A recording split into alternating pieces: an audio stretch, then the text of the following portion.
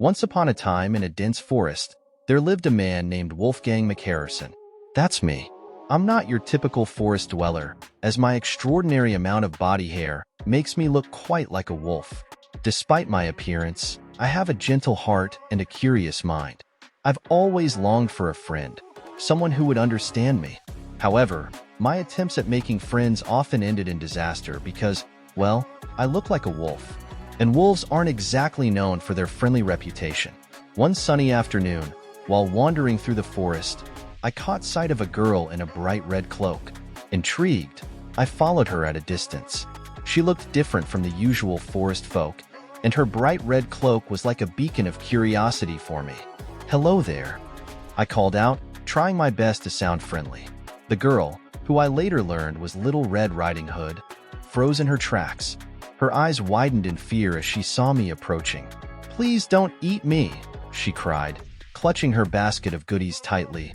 "Eat you?" I said, taken aback. "Oh no, I'm not here to eat you. I just wanted to say hello. My name is Wolfgang McHarrison. What's yours?" Still wary, Red introduced herself but kept her distance. She had heard tales of wolves and knew to be cautious. But as she hid behind a tree to watch me, she noticed something unexpected. A group of villagers appeared and started teasing me, calling me names and laughing at my hairy appearance. "Hey look, it's Wolfgang the Hairy Wolf," they mocked. "Scared of your own shadow, aren't you, Wolfgang?" My heart sank, and I hung my head in shame. It wasn't easy being different. The teasing was something I had become accustomed to, but it still hurt every time. Suddenly, Red stepped out from behind the tree. "Hey, leave him alone," she shouted at the villagers. The teasing villagers were surprised and scampered off, leaving me and Red alone. "Thank you," I said, my voice trembling with gratitude. "No one has ever stood up for me before." Red smiled. "I know what it's like to be teased.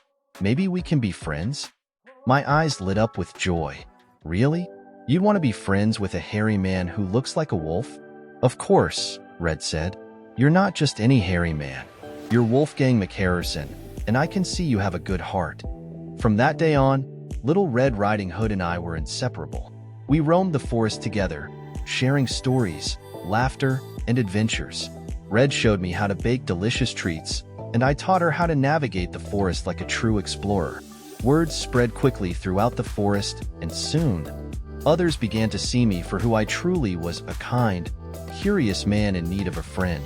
The teasing stopped, and I found myself surrounded by friends, both human and animal alike. As for Red, she learned that sometimes, the scariest-looking creatures just needed a little understanding and kindness. And thus, in a forest where friendships were as rare as magical unicorns, a girl in a red cloak and a man with a big heart showed everyone that true friendship knows no bounds. And we all lived happily ever after.